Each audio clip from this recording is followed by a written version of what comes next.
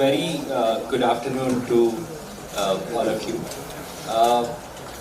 This is an important topic when we talk about how our government is spending towards planning for the greenness, for planning for the climate mitigation, planning for climate resilience. It's very critical to measure our priorities.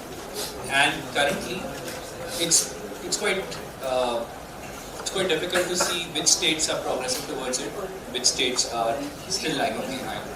What is a very robust climate financing strategy in a particular state?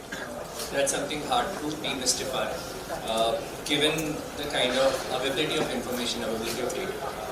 So today, in this session, we would love to discuss a bit more about how we can plan towards greening the public financial management of Assam. So not just looking into where the government of Assam would be spending money, but also breaking it down to different levels, looking into what are the best practices, how is the expenditure, how is the utilization of those funds, how some of these budgetary priorities would translate into procurement, how government would procure for green infrastructure and would prioritize greener solutions over carbon intensive solutions. So we'll discuss all of that today. With me, we have Dr. Jyotsna Goel. She's from Center for Budget and Governance Accountability, New Delhi. She heads the climate finance. She's thematic lead for climate finance there. She has worked comprehensively on climate mitigation frameworks and looked into how climate mitigation financing frameworks have been developed for several states, and how Assam is one of them compared to other states. How Assam can prioritize based on her analysis. We would love to understand from her research work. We also have Dr. Abhinandan Saikia. He's from Center for Ecology, Environment and Sustainable Development, TIS Guwahati. He's assistant professor there. He has done a thorough work in northeastern India, looking into biodiversity, conservation, erosion measures, etc. And he would help us understand where government should be prioritizing, giving his research perspective to the topic. And as Kabir mentioned, we would be shortly joined by Ms Laya Madduri from the Finance Department. She is the IS officer secretary there, and she would be talking more about what are the steps Government of Assam is keen to take for the upcoming financial year. So we would get started with them. Very good afternoon, both of you. So, bringing upon from the previous session, one thing which we talked about, the availability of data is quite constrained, and I'm sure when you would be doing your analysis, you would have found the same thing. So, if you were to make public financial management much more greener, the step number one which comes to my mind, and what I've seen from other OECD frameworks and other research frameworks which have been implemented globally, is tagging the expenditure, tagging the budget, tagging the funds for climate resilience and greenness per se, or green priorities. How do you see that could be done in Assam, Jyotsna, based on your experience? Thank you, Gaurav. Myself Jyotsna, and I primarily work in the climate financing. As a sphere of climate financing, there are four verticals, one can say. One is the public financing system, private financing system, and philanthropies, and the international climate funds.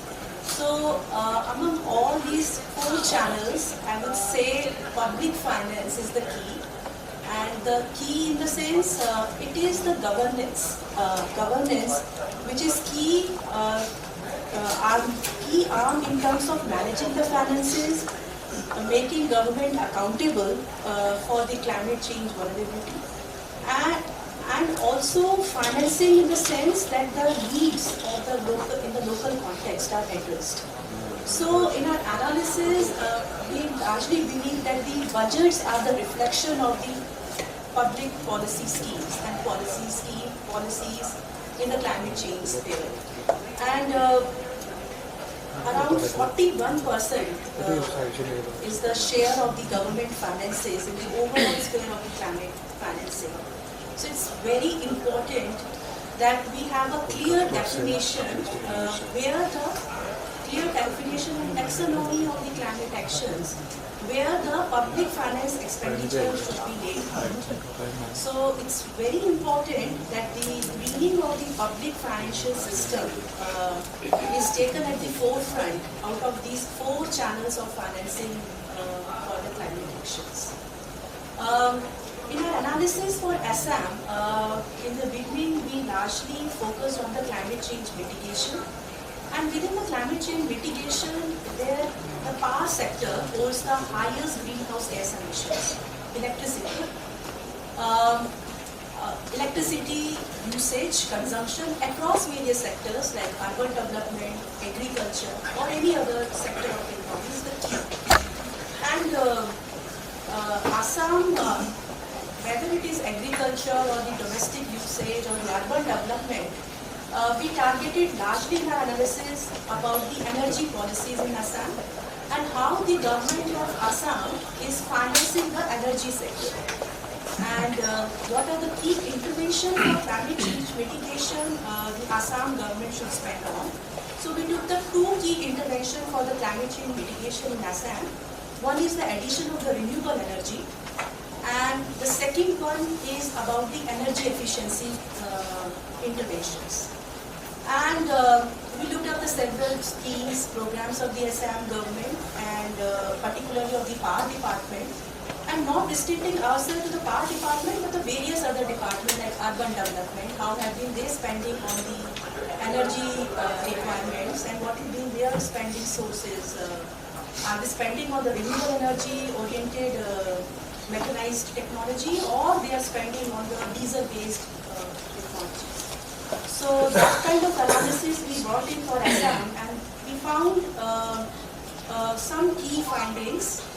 In the sense, government of Assam is spending hugely on the deep well irrigation system, and they are largely based on the fossil fuel diesel based pumping system. And we, through our tracking exercise, we identified how they are spending and how much is the quantum of spending on the diesel-based pumping system in Assam, and how they can replace it with the clean energy-based technologies like solar pumps and other technologies. So, in a way, we made a evidence-based research and made a policy engagement with the power department of Assam government that this much has been the spending on a diesel-based pumping system, and you can easily draw a program to phase it out, phase it down, and shift away in a gradual manner to the cleaner technologies. So over this journey, we started from the policy, budget analysis, tracking. So we haven't limited ourselves on the quantification.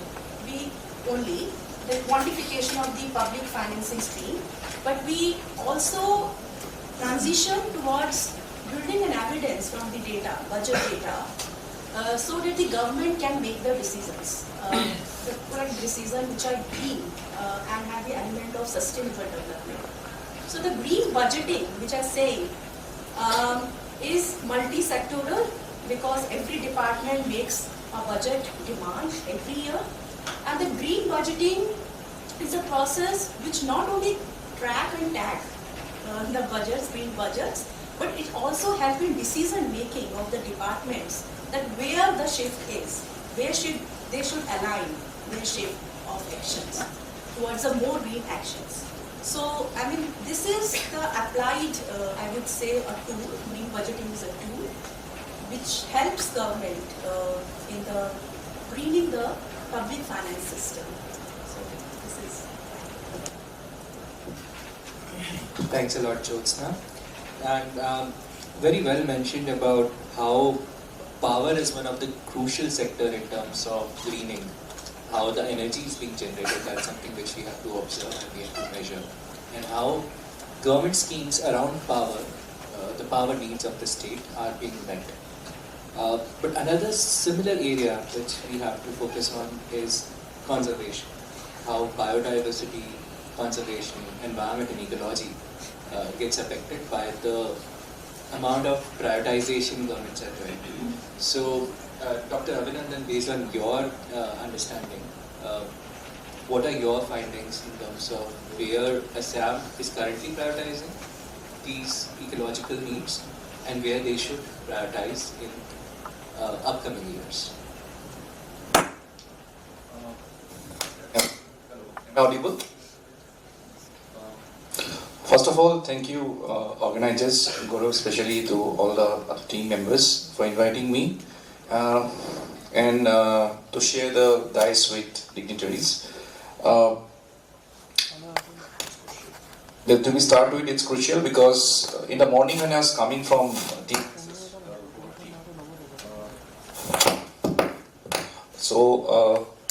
it took me around 1.5 hours. In the sense, I'm coming half an hour because I have to also stop in between for some other purposes. But overall, it took me almost an hour. But while coming, I came across a place called Lokhora, which is on the highway. And near to Lokhora, there's a place called Garbhanga. Now, Garbhanga is a small area adjoining Meghalaya hills. But interestingly, when you go to that area, you'll find a small wildlife space. And within that wildlife space, I'm saying it's a small wildlife space, you can find more than around 30 butterfly species. 30 butterfly species. I'm not talking about varieties, I'm talking about species.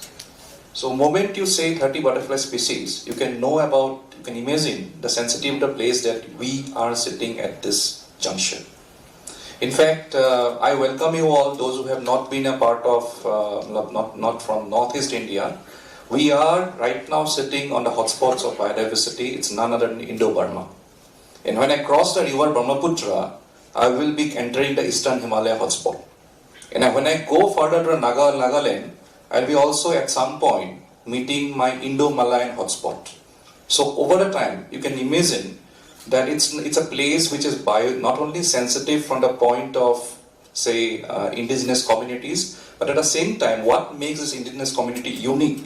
For that, we have to knock the door of ecology and environment. Now, when I call ecology and environment, let me tell you that separating ecology and economy, no doubt we always say that these are actually two brothers, but at the same time they fight with each other. Sometimes because they have their own way of understanding the things. But if you look into human civilization, because I am an academician, I can go to that joint. So if you look into human civilization, you can see that the first time when the human civilization came up, it was at some point an effort to bring some sort of an understanding with the idea of economy and ecology. Because in economy, we call it the order of the house. And in ecology, we call it the science or the study of the house. Now, in order to maintain the house, you have to have a particular order. And when the order gets distorted, you have to bring the science. So I think that marriage between the economy and ecology is very crucial when we have to talk about a place like Assam, also about Northeast India, because let us also not forget that some of the dignitaries are also not from India, also from foreign countries, that it's a melting pot of Southeast Asia and South Asia. And when I say Southeast Asia and South Asia, I bring in also the countries which are from Indonesia, which are from Malaysia, which are from Singapore, which are from Laos, which are from Cambodia, which are from China, which are from Burma. And also at the same time linking up with the pan-Indian perspective. So this is something where we have to also explore the word called bioeconomy. Because we have to admit the fact that we are staying in 21st century. We talk about interdisciplinary, but it should not be in spirit, but also in practice. And when I say bioeconomy, it is not that every time when you talk about sustainability, when you talk about innovation, I think it's not only about the word, say, social innovation, but at the same time, how do we define social? That's something we need to understand importantly. Because when you talk about the social, here in this is social, it's also about interactions between the indigenous knowledge systems of the community living there. And these knowledge systems are coming up also from the surrounding. So one way down the line, there is a sort of an interaction between the community and the flora and fauna available in the periphery. So moment we disturb this in the name of development or in the name of, say, having more, I would say, because we remembered, I was thinking in the morning that what I have to say in the podium today. Should I be Dr. Doolittle? Or should I be King Vikramaditya who understands the language of the animals and say, oh, I am going to tell your story today? Okay? Because they might also evolve, because we might be getting movies. We are seeing a lot of movies nowadays coming up in the, of course we say fictional movies, but these are actually alarming. These are actually giving you an indication somewhere down the line something is not going correctly. So I think Assam model of green budget and public expenditure, when I talk about it, should be a model not only for the state, but it should be actually also have a spillover effect on the northeastern states as well, also to the border countries as well, and also to the pan-Indian perspective. Because this model can be the model of also of the future.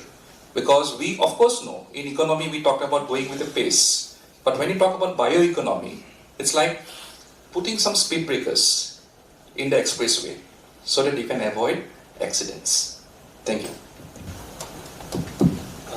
Thanks a lot, Dr. Abhinandan. I really like that last phrase of yours. Like when we talk about bioeconomy, we might need to put some speed breakers in our journey so that we have a secure future while we move fast towards a better secure future. So, just building it on top of it, what are some of the speed breakers which we should prioritize in near future, say next 5 years? Especially for Assam, and then we would talk about for the Northeast region as well. What are those speed breakers according to you which we should prioritize?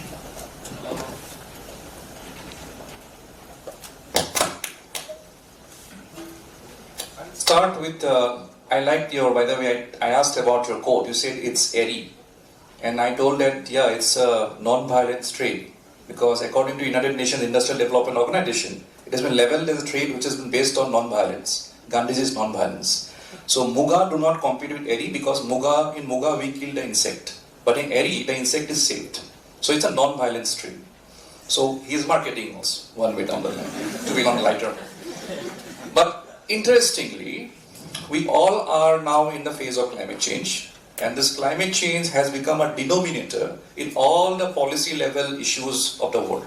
Whether you talk about sanitation, whether you talk about education, whether you talk about health, whether you talk about forest, whether you talk about agriculture, everywhere climate change has entered.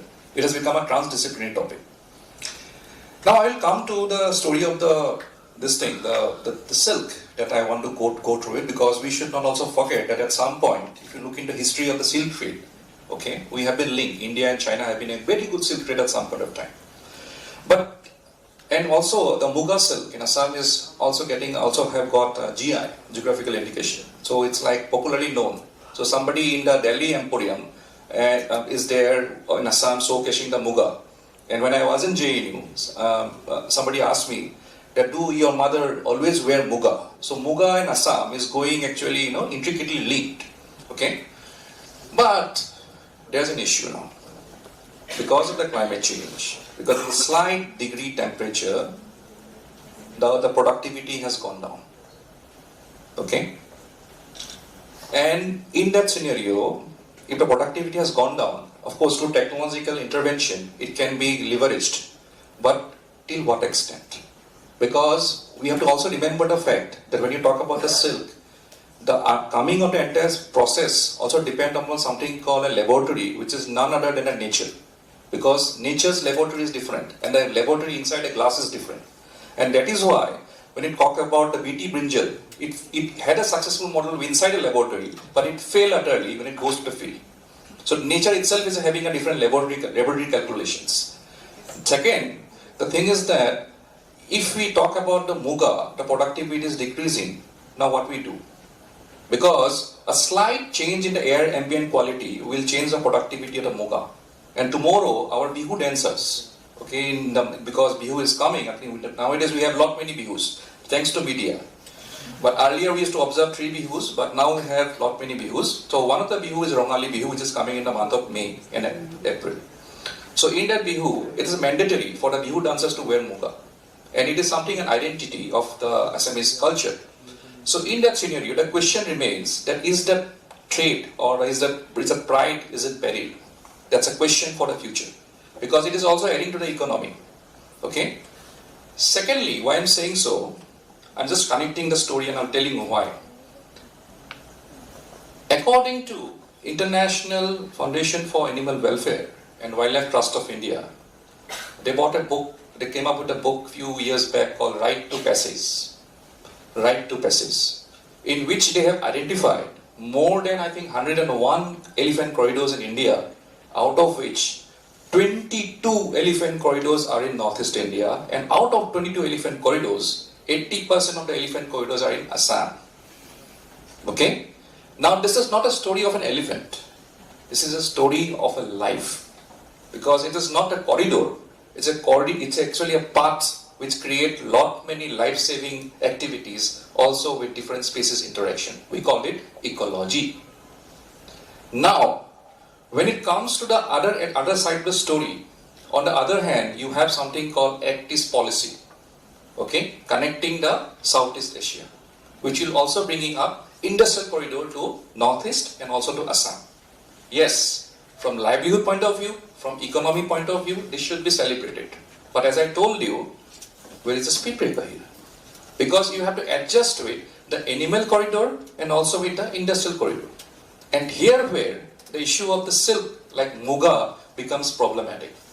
Because tomorrow Muga in Assam will soon be climbing the hills of Meghalaya or Arunachal Pradesh because climate is getting different. See, in the similar way, what is happening in case of Uttarakhand now? Apple growers, which are growing apple in Kulu Manali, now apples are grown in Lahore and Spiti. So progressive farmers are now in Lahore and Spiti selling apples, but not in Kulu and Manali. Okay? So I think at some point, when you design an economy, when you talk about the biosensitiveness of the area, when you talk about speed breakers, I think we have been discussing that there has to be a delta change, like calculus. Because we have to also admit the change is going to happen, no doubt. But at the same time, how do we explore, how do we become evolutionary in a way of designing the policy and also the economy? So that at some point, the economy and ecologies talk to each other. Thank you. I really like that phrase again, that we need to make our economy talk to our ecology. But we need more people like Dr. Abhinandan to raise their voices, raise their opinions, share their input, share their research work, so that when governments and research institutes and civil societies are forming the policies together, we capture all of this. So I would come back to Dr. Jyotsna on how participatory budgeting can help us move towards more greener public financial management at the state level in India. Do you have any thoughts on this? In terms of budgetary processes, when a budget circular is issued by the Department of Finance to various departments to seek their demands for the forthcoming year, the department goes back to the district collectors and collect the information. Further, this district collector go to the Gram Panchayats and ask the demands and identify the collation of demands being taken by the village and the district level committees. And then these district collectors build up and collate all this information from the community and fed a full-fledged demand for their department mandates. This is fed into the finance department budget for that department, and the budgets are then given in the 3 stages, like the budget estimate given by the department, and during the processing and the implementation of the budget, it goes to the budget revised budgets, and then a collation was made that this is debited, this is utilized, and an actual budget is released.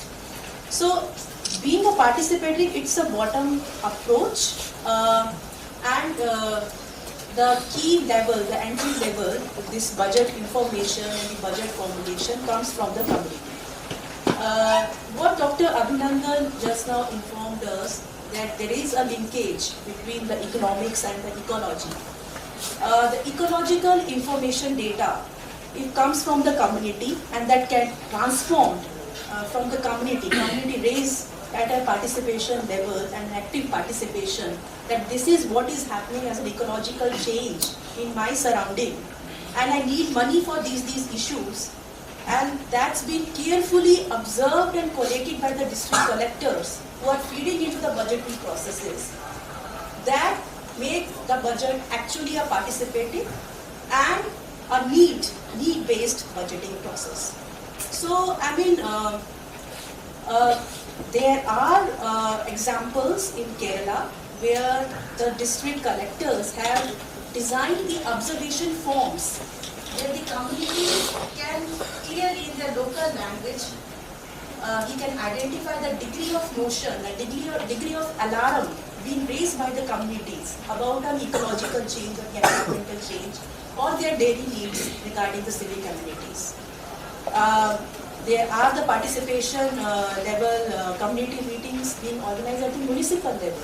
Municipal budgets have a different line of framework because they are the municipal corporation are directly dealing with the civic amenities. So this is happening in India, but that is something, as Gaurav said, researchers here need to document those best practices across various states, panchayats, and the bottom approach is being followed across India and brought to the forum like this. And thank you for raising and giving us a forum to discuss with this audience here. So this is a different perspective, but I would say participatory budget is the key because what is happening in green budgeting, it is mostly happening as a process which is an obligation, becoming an obligation that a circular is to be filled. But we have to have strengthened the participatory nature and the way it is being constituted. That process need to be laid out by us, by our civil society efforts, and so that the climate change actions are really fulfilled and the financing needs being. So this is.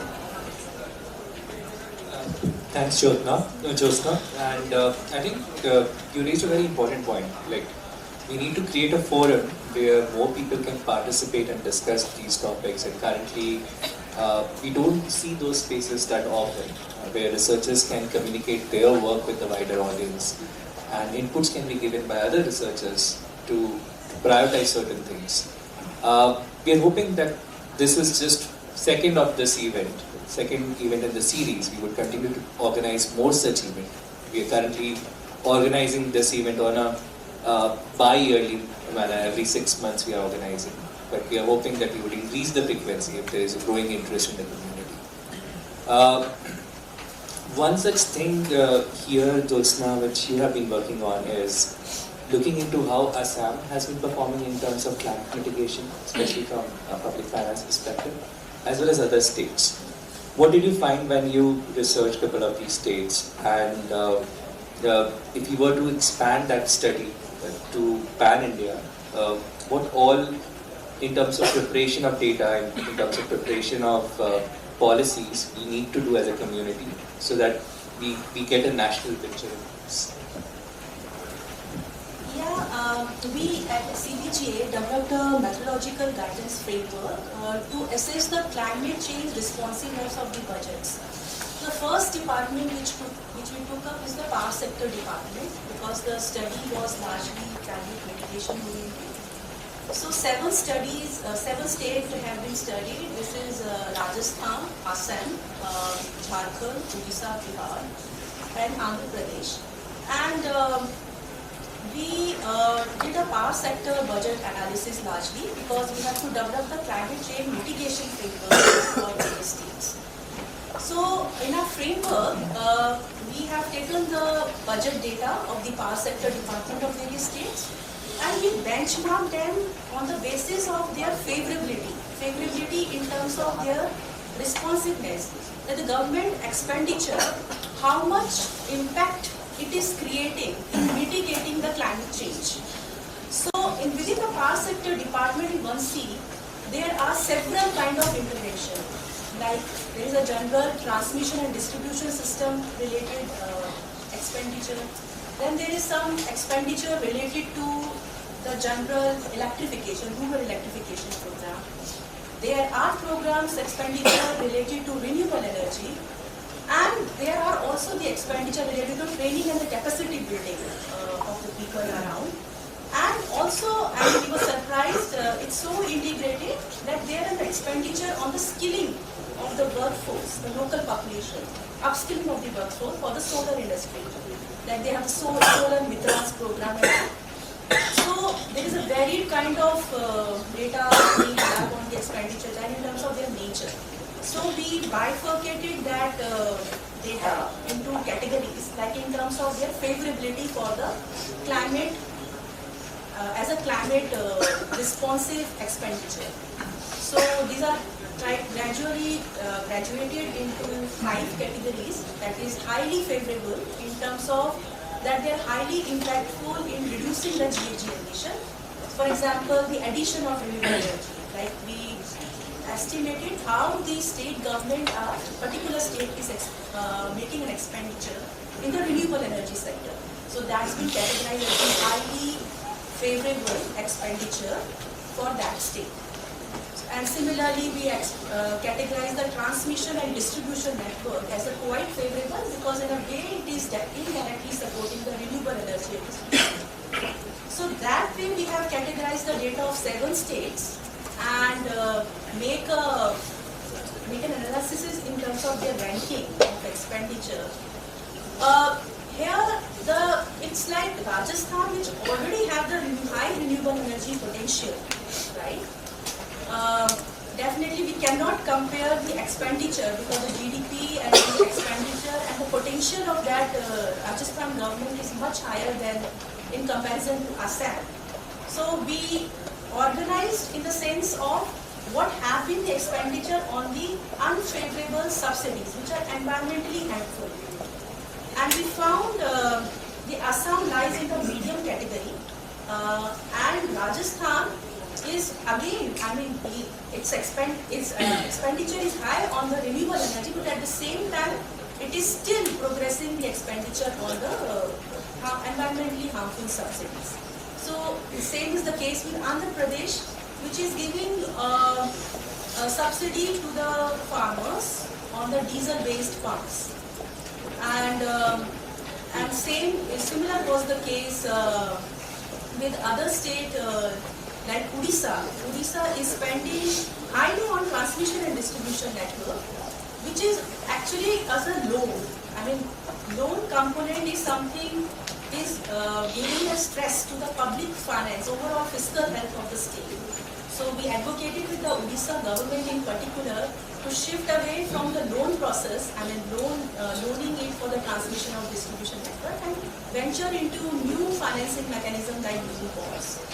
So, in a way, in our analysis, we have benchmarked the state responsiveness, state budget responsiveness to the climate change mitigation, and also pull out certain informations and the evidences for various departments, for which we did a policy engagement roundtable discussion with the departments and drawn their attention that this is being spent and you need to progress towards the new clean technologies for these social benefits.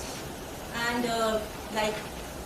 in Rajasthan and particularly in Jharkhand, since it is a coal mining belt and it is difficult indeed for the government to move entirely for the renewable energy and there could be a job loss, definitely. We are advocating with the Jharkhand Skill Development Department to launch new programs in the green industries and the solar industries technologies, or building livelihood with the local population, poor population, so that they can adopt decentralized technologies as their livelihood options.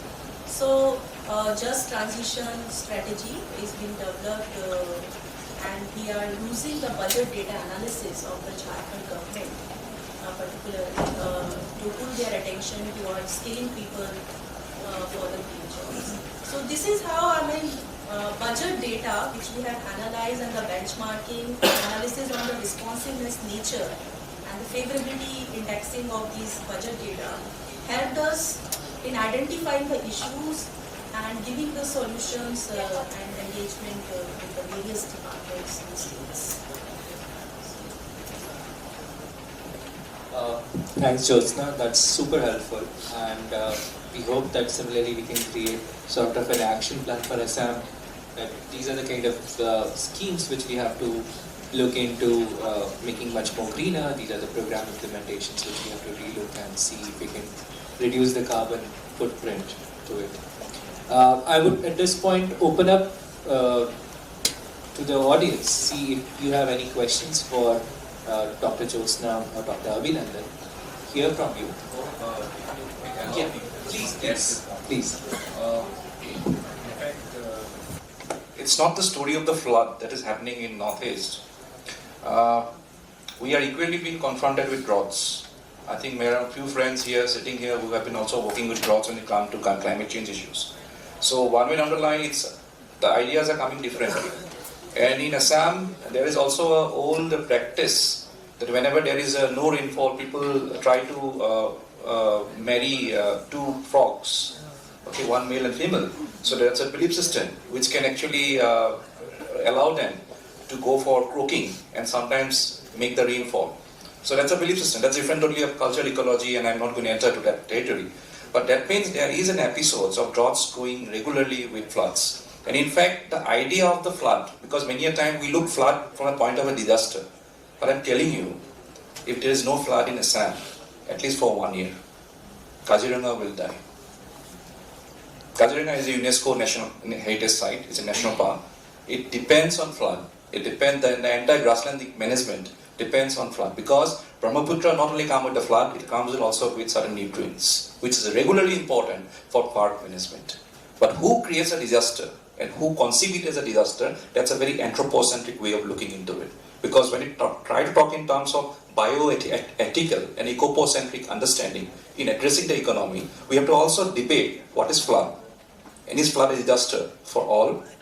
Or for all means, when I say, I mean there are also indigenous community. How do they perceive flood? And how do they live with the floods? Is flood a part of the management, or is a flood of a regular cycle, or flood is actually a crisis for them? And vis-a-vis the animal kingdom. So I think this is something which also need to be looked into it, because you talked about monitoring. I'm telling you, monitoring is fine on paper, but when it comes to monitoring on practice, it's really a big game. Because community monitoring system is based on tacit knowledge, which need to be understood differently, and the way how you go and monitor that do not match. I think there should be a particular sort of a space where this whole expressive cultural expressions should be also put as a part of the monitoring system. That's my submission. Thank you. That's really important. And most of the time when these budgeting frameworks and public finance frameworks are developed, somehow miss the cultural aspects of things. So that's where I like the idea of bioeconomy, cultural economy. We would try to work with as many stakeholders as possible to keep this dialogue going in, so that we see a more inclusive and interdisciplinary approach towards greening the public finance management system.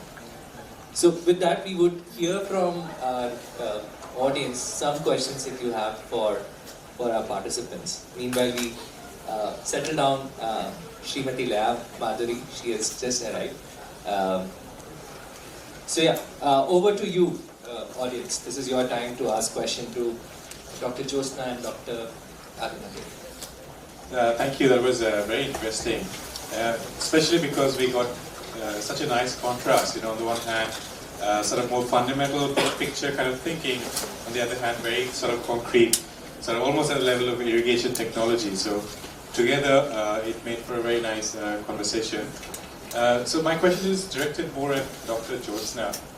So I was wondering, like, when we sort of reflect on sort of green budgeting, right? So, I mean, especially like given sort of how severe the crisis of climate change is, and the need to sort of scale up our efforts to adapt to it.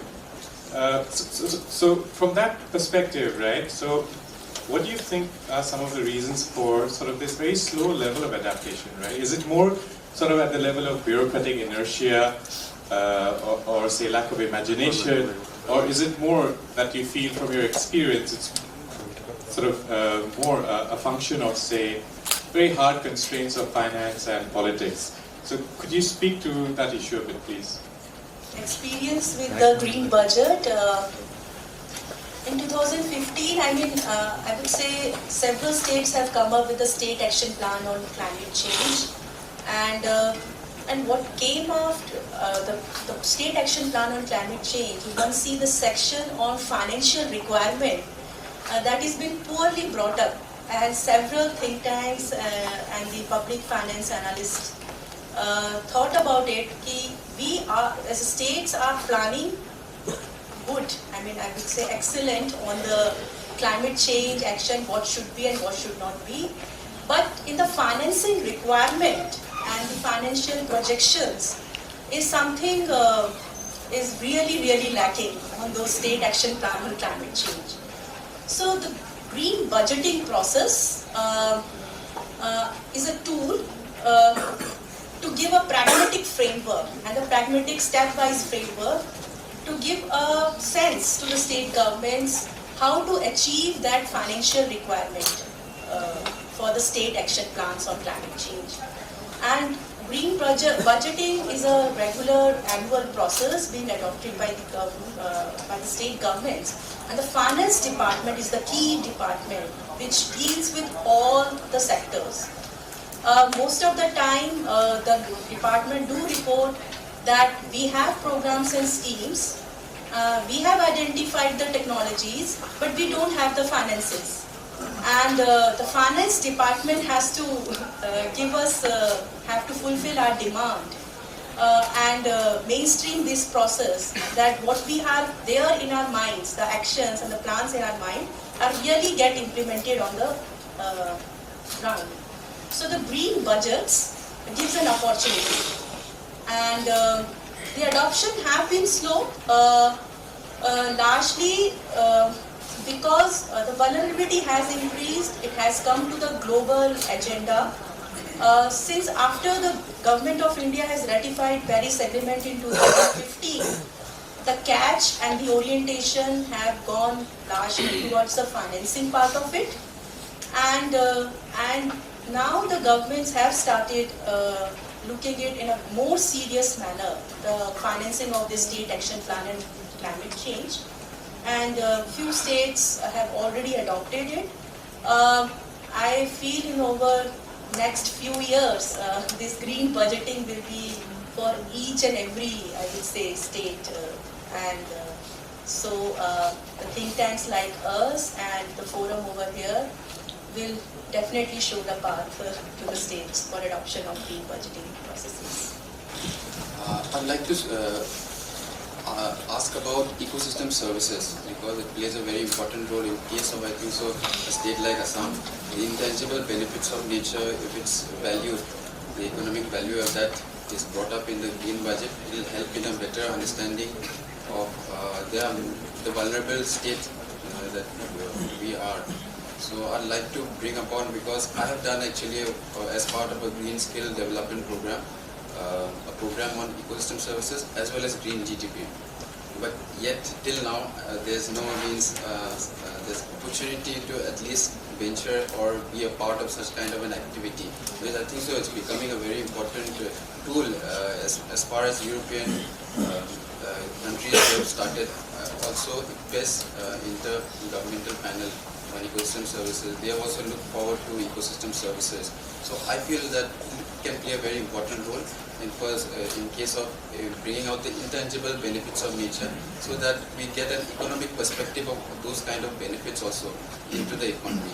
So that will help all the stakeholders to get a better understanding and arrive to a better conclusion. So I'd like to let you all understand, throw it out to you, see what are your perspectives on it. Right. So I would request Dr. Abhinandan to talk about how, if we move towards a more bio-led economy, how ecosystem services can play a vital role. And what are the kind of possible ecosystem services in Assam we should focus on? I thought the question was targeted towards her. Then I thought that, okay, maybe because School of Thought says that ecosystem services, definitely Gaurav will push it to me, and it happened. So I think till I take the last breath, the ecosystem services will go with me. Well, I will just miss out a point before I come to you. I was listening to the presentation in the beginning today when you started, and somebody from the audience asked a question on parliamentary questions on this. Let me tell you that when it comes to the flood management issue and a question that has been tabled in the parliament from 1999, because I did a small survey, to 2022, it has fallen deeply. In 1999, when the Bajpayee government was there, the questions on flood management was around 11. It fell down to 6, then to 4, then to 3, and today in 2022, when it comes to just to go and click flood management in Assam, we put the questions, we find only 2 questions are there. So, one way down the line, it's an anatomy of the discussion what we're having right now. That means the questions need to be asked more, but in Parliament, the flood management questions are reducing day after day. Maybe, I do not know, maybe we will not have flooded tomorrow. Can it be the submission out of this understanding? But anyway, when it comes to ecosystem services, let me tell you, you might have heard about Roman civilization. One of the major reasons why Roman civilization failed is because of something called latifundia. Latifundia. And what is latifundia? Latifundia is none but plantation. It's a civilization. And we are talking today about the 21st century, where we tell ourselves to be modern. I think at some point we have to also look back, because history repeats. Okay? And when you talk in terms of state like Assam and also the northeastern states, we have also coming up with something called oil palm policy recently, which is of course again important for the economy, but there are ecological undercurrents. Questioning every time the very ecosystem services, moment an entire forest or entire patch of land is replaced by palm, can the palm tree will be able to address all the ecosystem services?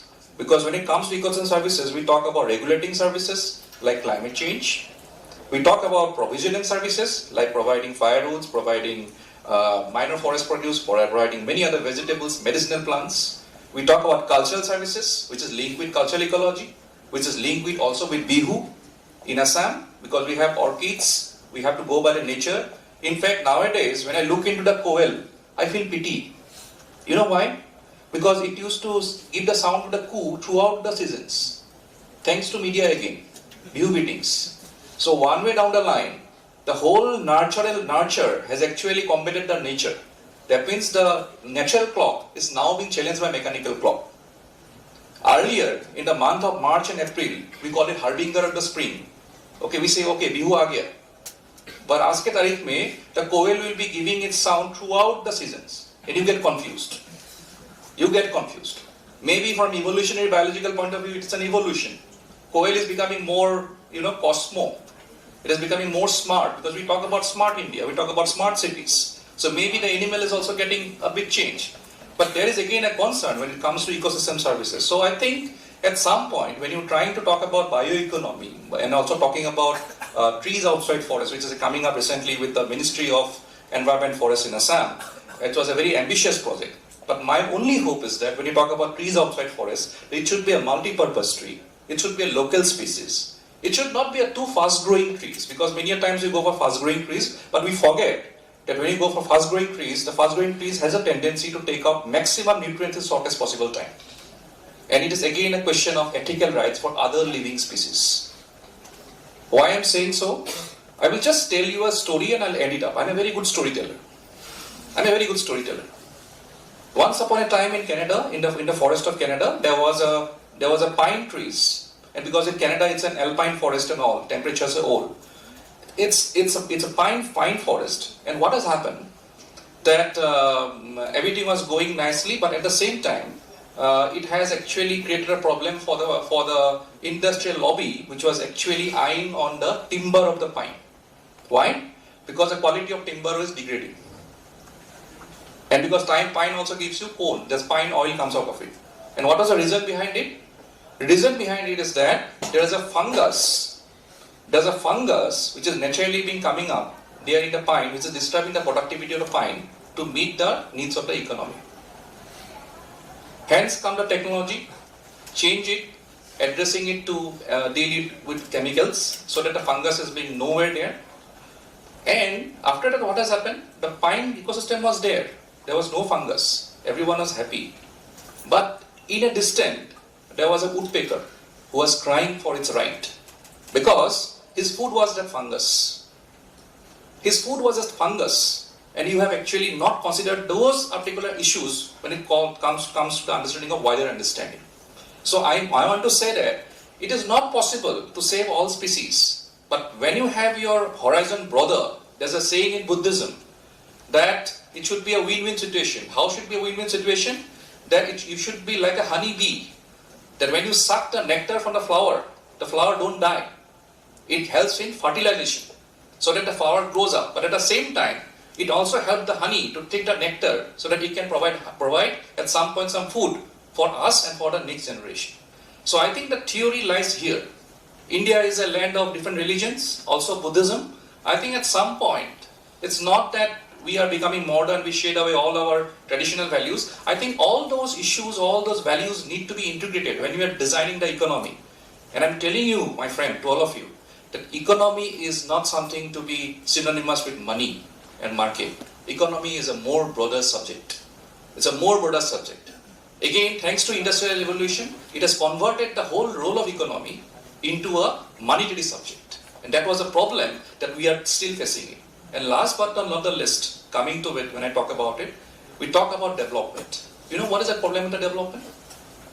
The idea of the development actually came up when, for the first time, Joseph Schumpeter, who worked on innovation, wrote a book in German. And that book, I couldn't spell in the German book because I'm not fluent in German language. But that book, when it was translated into English, it became Theory of Economic Development. But in reality, what Schumpeter was writing was not development. It was evolution. It was evolution. Adam Smith, we talk about wealth of nations. Okay? We also talk about Club of Rome.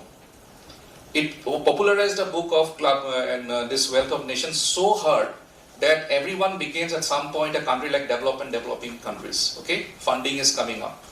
But if you ask Adam Smith today, that what was your favorite book? Because Adam Smith was not an economist, he was a philosopher. Okay? What was your favorite book? He'll say it's not Wealth of Nation, it was a Theory of Model Sentiments, which published when he died later. The first book that he wrote is about Theory of Model Sentiments. I think at some point there's a big message. It's not only about economy, it's not only about ecology, but when you try to create the glue between these two, I think all those issues need to be given a proper equity, space, so that when you talk about participatory, that particular equation can be built up in a more holistic manner. Thank you.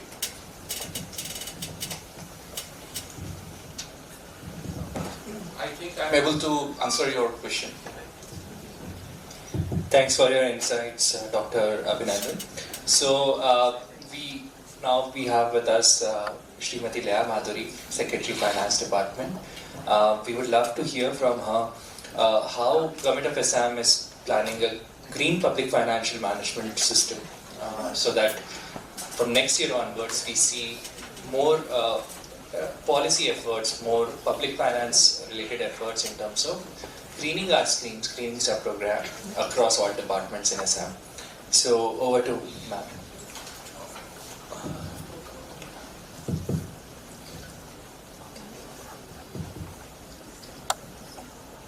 So I cannot,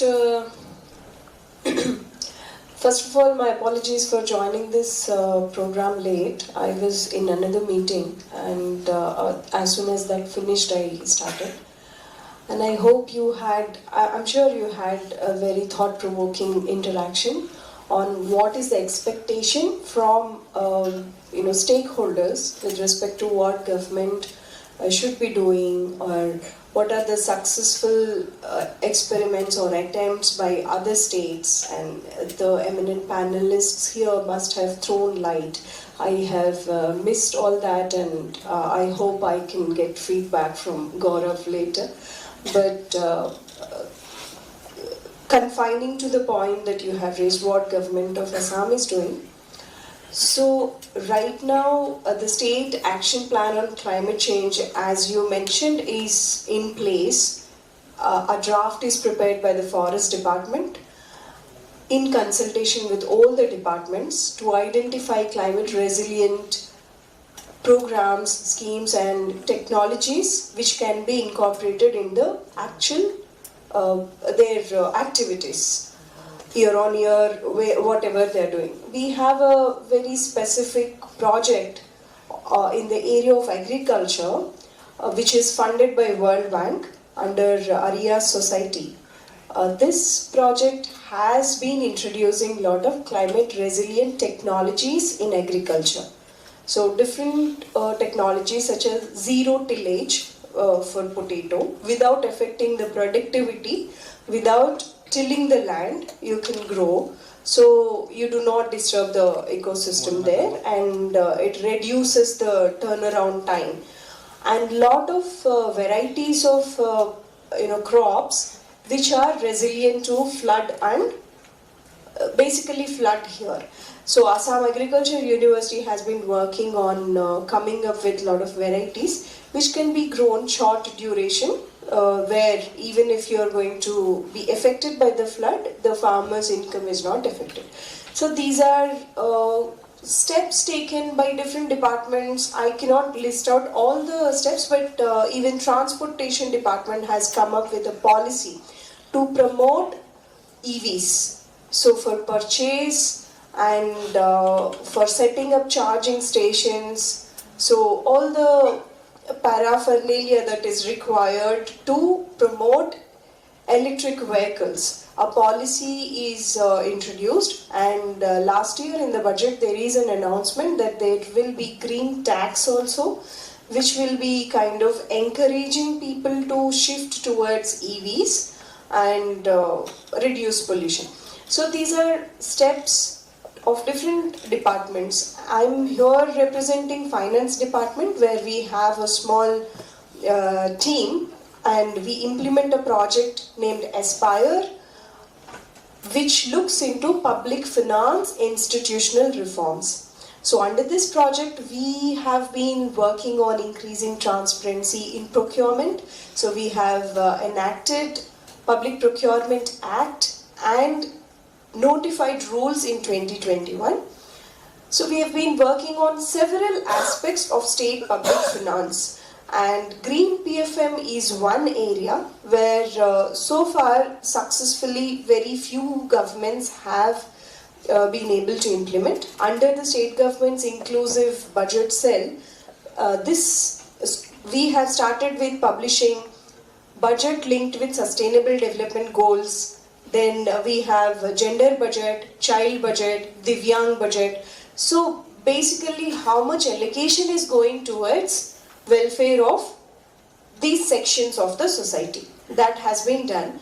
As a next step, we have been considering that whether it is possible to introduce green budget also with the support of this reform team, and look at, first of all, we have to look at the schemes that we have under various departments and see which is eco-friendly and which is causing a lot of pollution.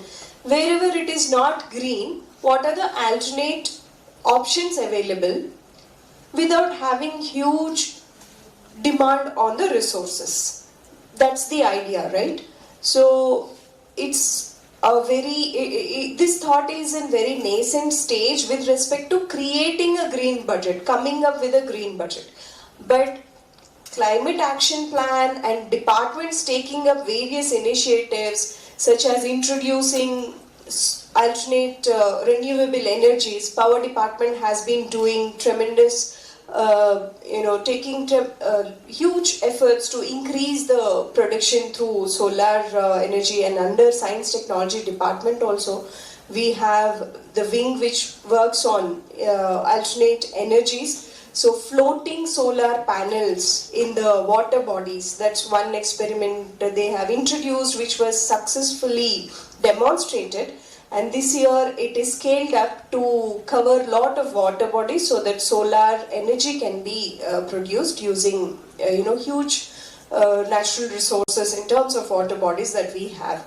So I am not saying that we haven't done anything. We have been doing in ad hoc manner, or whenever the department thinks of some technology to be environment friendly and it can be introduced without huge financial implication, they have been doing. Even in the roads, the CCE roads are introduced wherever these are very vulnerable to floods and damage. But now from the finance department, from this particular cell, we are trying to analyze our budget and look at how many are good schemes from that perspective, and how many are moderately good or bad, and how many are absolutely not good in terms of green budget.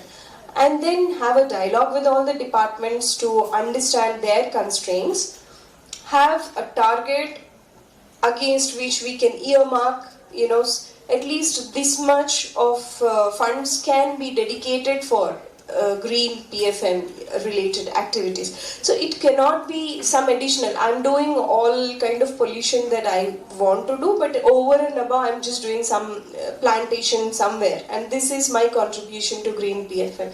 That should not be the idea. Rather than that, looking at what all activities are undertaken by my department and where there is scope for converting it into greener technology, greener scheme, and then building capacities, linking with the experts in that area and adopting these technologies. This is the way forward we are looking at, and I'm talking on behalf of a small reform, a cell which has the agenda to implement reforms in public financial management perspective, and we are working on coordinating with various departments and taking it forward. And at this point we have coordinated with CBGA and also CDL for helping us with analyzing our budget data and also having these capacity building programs for various departments. But here there is a huge role that one can play as startups or MSMEs in the state. So basically we promote the technologies which are eco-friendly, and even in the procurement we can kind of give priority to green technologies if that is made as a policy. So for you are procuring this kind of, let's take a simple example of yoga mat. Every year before yoga day, maybe we are procuring huge number of yoga mats. So why don't we go for water hyacinth made eco-friendly yoga mats from this year? We all are MSMEs and we can provide this green technology. Why don't you take up? And the departments which are procuring, the sports and youth welfare department or the district administration, can then take a call. Like, you do not have any limitation, you have certain funds. So the normal yoga mat might cost around 900 rupees and this one may come around 1200 rupees. There is some difference, so your quantity might reduce. But when MSMEs are there in the market, self-help groups are also producing, so you tend to convert into, instead of using regular traditional kind of material which is causing pollution, you convert to something else which is eco-friendly, which is not harmful to the environment. So slowly in the procurement also, if there are competent technologies which are eco-friendly and there are producers available in the market, we have made procurement on GEM mandatory for all those products available on GEM. That's a good opportunity. So MSMEs can look at Now we also have state public procurement portal on which we are asking all the departments to disclose their procurement information. They are going to procure this much amount of two-wheelers. Now the suppliers who are supplying electronic vehicles can bid. Price difference and all we'll have to look at, but if we can come up with a policy where we say we will go for electronic vehicles only and not the other ones when we are procuring, then definitely we will be promoting green procurement. Similarly, when MSMEs come forward with these and they make these products available on GEM portal, then departments and the procuring entities like societies, even at, starting from the state government departments to the rural level, even at Gaon Panchayat level, we are procuring several kind of products, goods and services now. So these goods, if it is available, an alternative is available to normal pollution causing, let's say, kind of technology, I think it will pick up. It mostly, both the stakeholders have to work together. It can't be just led by government and implemented by government. Government has a huge role in creating the policy and ecosystem where green PFM, green procurements can be encouraged, and we implement schemes with a concern for ecosystem, with a target to have resilience towards climate change, and which helps our communities adapt to climate change. At the same time, when the ecosystem develops, like private sector also comes forward, then the transformation will be faster, and I think we are geared up. We are seeing a lot of EVs coming to the roads also. Earlier there used to be rickshaws and auto rickshaws in a lot of towns. These have been are gradually being replaced by e-rickshaws, and government is also having policies to encourage nudge for use of those technologies. So my point is we are trying to work on this green PFM, sitting with various departments, and at this moment this kind of interaction with stakeholders who are working with government from outside the government, your opinions, views will really help us design the way we take it forward, and also keep your concerns in mind wherever they are, and also look at the opportunities to fast track this process. Even in our procurement guidelines, we can probably come up with some special incentives or special dispensation towards green technologies, like how we do it for MSMEs, special consideration. So all these things are possible. So this kind of dialogue will really help us in exploring these solutions. And eventually, I think think tanks like CBGA and a great supporting team from CTL will help us within Finance Department to formulate and implement these objectives successfully in the days ahead. I would like to thank you for organizing this and giving me this opportunity to share my thoughts on this. Thank you. Thanks a lot, ma'am. Those are very helpful suggestions, and we really love your idea of not just seeing green budgeting in its silo, but seeing it as a whole cycle, from planning, having a green strategy, to having green budgeting in place, which is participatory in nature, monitoring green expenditure, and then having green procurement, so that there is a participation of industry, participation of community in ensuring green solutions are developed in Assam. We have time for 2-3 suggestions which you as participants can share with the department, with the stakeholders present here, which you have in mind. And then we would also share a form where you can go back and have discussions with your friends and colleagues and do your submissions, so that we would love to hear more about how we can plan towards a much more better greening public financial management in Assam. So anyone who has suggestions, please feel free to raise your hand. We would make sure mic reaches to you. Yeah. Thanks, Gaurav. Very stimulating discussion. Let me quote what E. Sainath had said long back. Everybody loves a good plot. Maybe in Assam's case, in Bihar's case, everybody loves a good flat. It gets a lot of ad hoc budget.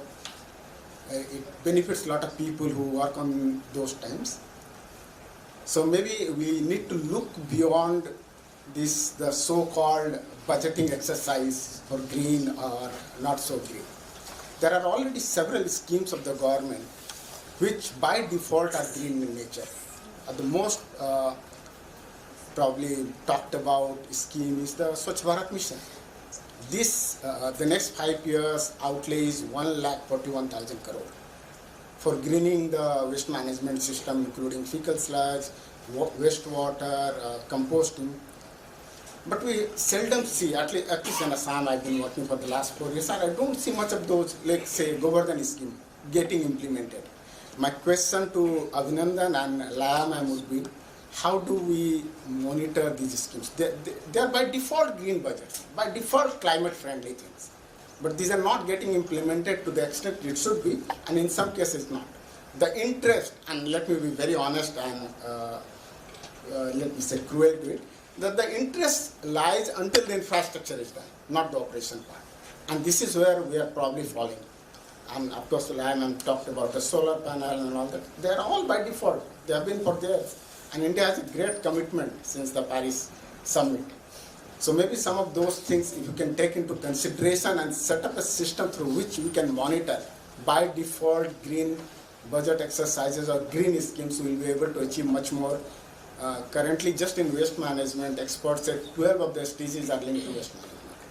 So we'll be able to do a far better job than what we do. Thank you. So this is the QR code. Feel free to scan it and feel free to share your recommendations with us. Feel free to share your recommendations with us. Take time. We would keep it open for a couple of weeks. We already have your email addresses with us, so we would inform you the last date. But currently it's going to be open for a couple of weeks, so go ahead, share your suggestions with us. We would compile everything and submit to the finance department, and they can take a call on top of it. Ma'am, any closing remarks? How do you see these kind of exercise can help us having a much more green public finance management? And then maybe we can hear from Dr. Jyotsna and Dr. Abhinandan as well. So first responding to Mr. Sanjay's comments, thank you for that input. Right, there are some schemes which are already there and really promoted by Government of India. Even that natural farming and a lot of other initiatives of various Government of India also is encouraging and providing funds. So in our budget we can kind of have a separate monitoring mechanism for implementation. How much funds could we avail from Government of India under these schemes, and kind of assessing performance of departments based on the amount of utilization of these funds, or performance budgeting sort of thing, to look at how well we have come up with the implementation. There could be many other schemes under. So even when Power Department has scheme where they incentivize replacement of fossil fuel led pumps for agriculture. So there are certain schemes, converting it into solar based and some other eco-friendly technologies. That can be one good suggestion which can be incorporated in our tracking our performance appraisal with respect to green budget. We'll look into that. And this kind of consultation, as we go forward, we have to take a couple of steps, then we have to have a dialogue, then understand what is happening elsewhere, what are the ideas that we can take to expedite or take it to the next level. So I think it's a wonderful initiative, Right now, we haven't done much with respect to tracking and tagging. That's why we are talking about budget, so that it's a definite place where we can look at. But otherwise, beyond this also, there is a need to look at how we are, implementing schemes and, actually it is all pervasive. It's not just budget, it's into our social lives also. So I think having these dialogues will make us realize where we are, where other countries are leading to, what corrective steps we have to take, and when these could be taken and put back into the system, definitely the academia, the industry and administration will have to work together to bring any significant tangible benefits out of any of such ideas. So I thank you for organizing this and congratulate you for bringing all the people together and conducting this very smoothly.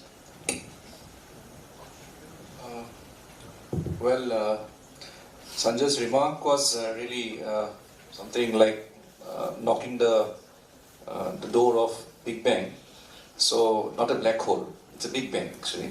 Because many a times what happened, I came across recently a case study from Nagaland on shifting cultivation. And there's one village near Khonoma where they are practicing shifting cultivation without the use of fire. And yes, in policy, in many scholarly discourse, it is contributing in lessening the global warming. But when I asked one of my friend from Nagaland that what exactly is going on, because I also worked on those discourses on agroforestry, his answer was very funny. He said that it's like you are not taking a bath, but you want to make yourself clean. You put deodorant. Okay? So the question is that when you do not put fire and you do a fireless agriculture, it looks good for a while. But let us not forget, Panchabhut mein, fire is also important. And in ecological understanding, we say that some of the species, if you have to really salute biodiversity, some of the species require fire to open up their seeds. So fire cannot be discarded. So that example, the deodorant example, जो दिया मुझे, that was enough. That if you do not want to cleanse yourself, if you are lazy, and if you want to just put yourself deo and say I'm clean, then I think that's a model what the society is taking. But we have to also look into the roots, the way it started and why it has to be scientifically understood.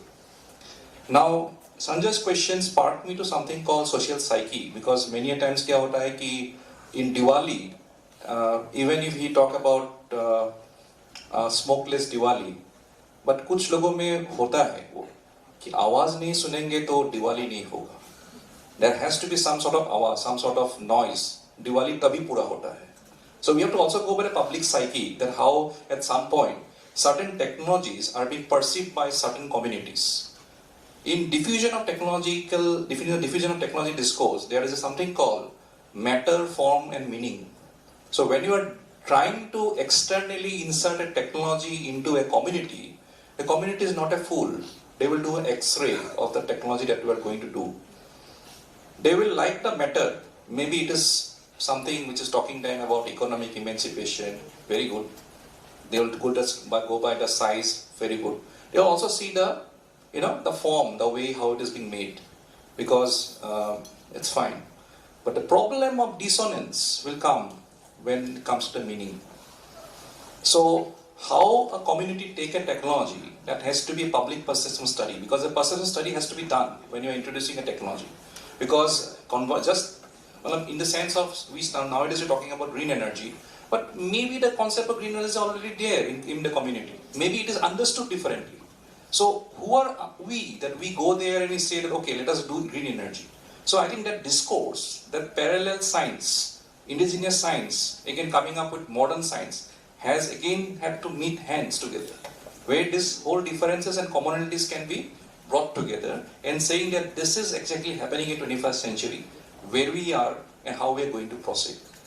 Once and again, I thank the podium for giving this opportunity because it's a long way to go. As Lataji has rightly mentioned, it is an initiation. We are still in nascent phase. So over the time, things will be evolving, but at the same time, we will be keeping the change as a denominator. That's something we have to be wise enough for it. Thank you. Thanks, Dr. Abhinandan. Dr. Jyotsna? I would like to thank ma'am. Thank you so much, Priya ma'am, that giving us so encouragement that should go with the green budgeting. In the sense, it's mainstreaming the environmental consideration in the public finance system, and also, I mean, diffusion of technologies in the communities. So, I mean, finance is critical for adoption of green action on the ground, and green budget is a tool, I mean, I would say, to instigate this process. On kind of like green public procurement processes, definitely, I mean, green budget leads the way in the sense it tags the unfavorable expenditure, it tags the favorable expenditure, and gives us a direction to move from the unfavorable expenditure to the favorable expenditure side, which is having a huge impact. Expenditure which have the huge impact for the climate change and as a green action. So definitely, I mean, as a first step, we would be beginning with the tagging and the process of the budgets.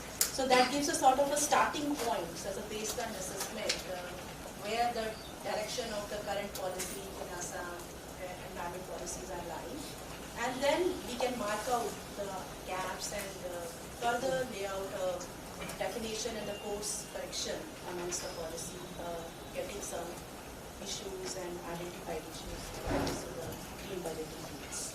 So thank you so much. So, thanks a lot, everyone, for joining us for this session. I extend my gratitude to all the panelists here. This is, as everyone was saying, it's a good conversation starter for all of us to keep discussing how we can make our public finance management much more green. As Dr. Jyotsna mentioned, you would start with green tagging, the budgetary components, and you would be able to see some of it in the next budget cycle, and then gradually move towards green procurement so that we can assess how MSME startups and other businesses can help the government procure much more green, help provide greener solutions, and we make the whole ecological balance much more greener in Assam. So thanks a lot, everyone.